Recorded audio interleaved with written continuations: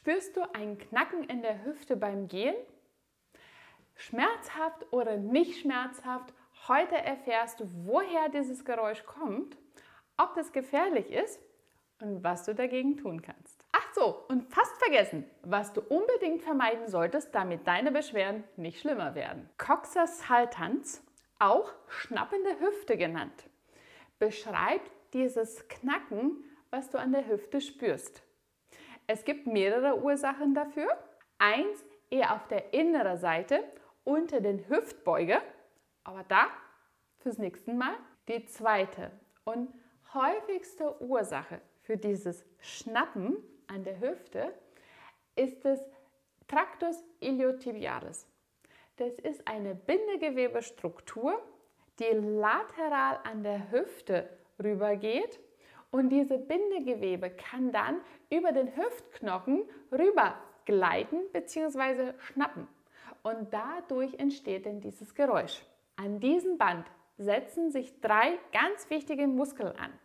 Das erste ist der Tensor fasciae latae. Der ist ein bisschen auf der vorderen Seite von der Hüfte. Dann den Gluteus maximus, dein vollen Gesäßmuskel. Und zu guter Letzt den Gluteus medius, der ist der Hauptstabilisator für dein Becken. Diese 3 Muskeln setzen dann an diesen Bindegewebsstruktur, du musst es so vorstellen, so ungefähr wie meine Hand hier. Und wenn dann Ungleichgewicht entstehen, kann dieses Band hier über den Knochen so rüber gleiten.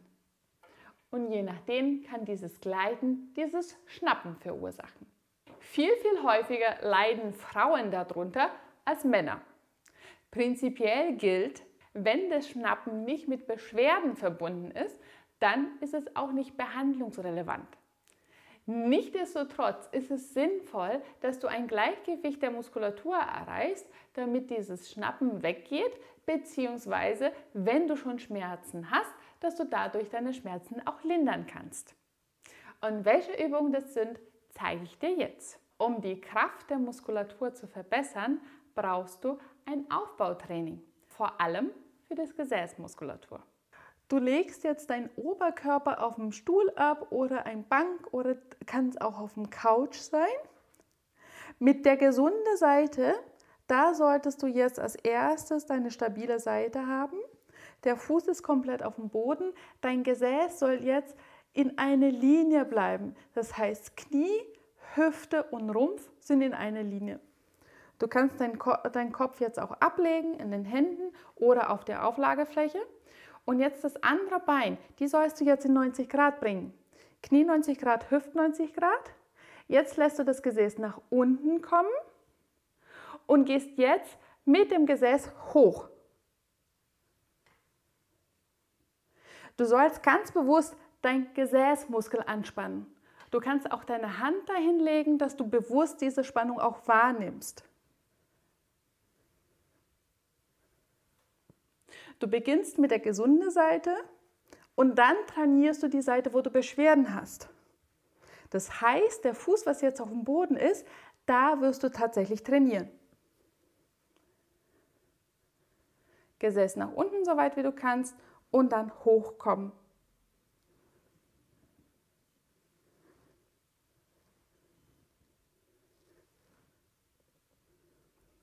Diese Übung solltest du für mindestens 12 bis 15 Wiederholungen durchführen, für mindestens 2, idealerweise 3 Serien. Die richtigen Übungen passend zu den jeweiligen Beschwerdenbild zu finden, ist gar nicht so einfach. Ich gebe mein Bestes, genau das für dich zu tun. Abonniere meinen Kanal, damit auch du davon profitieren kannst.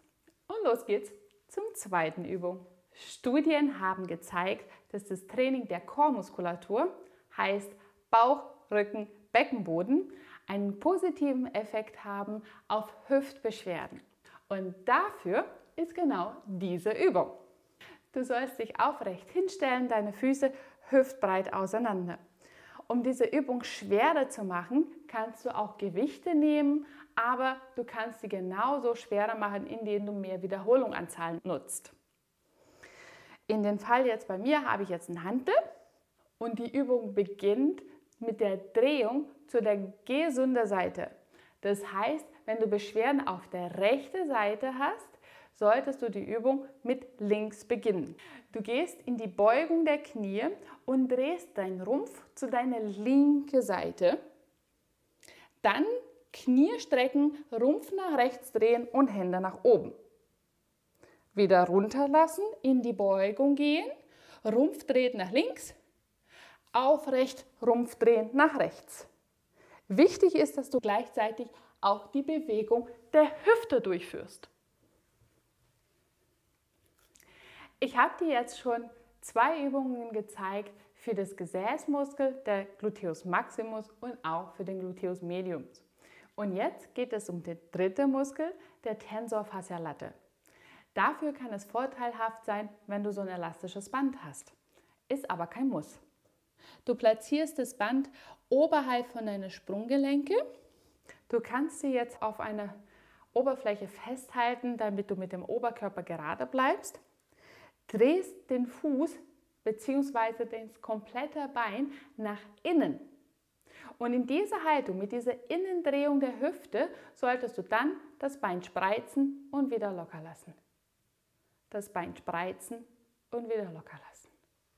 Versuche so aufrecht wie möglich zu bleiben, damit der Oberkörper in einer Linie bleibt.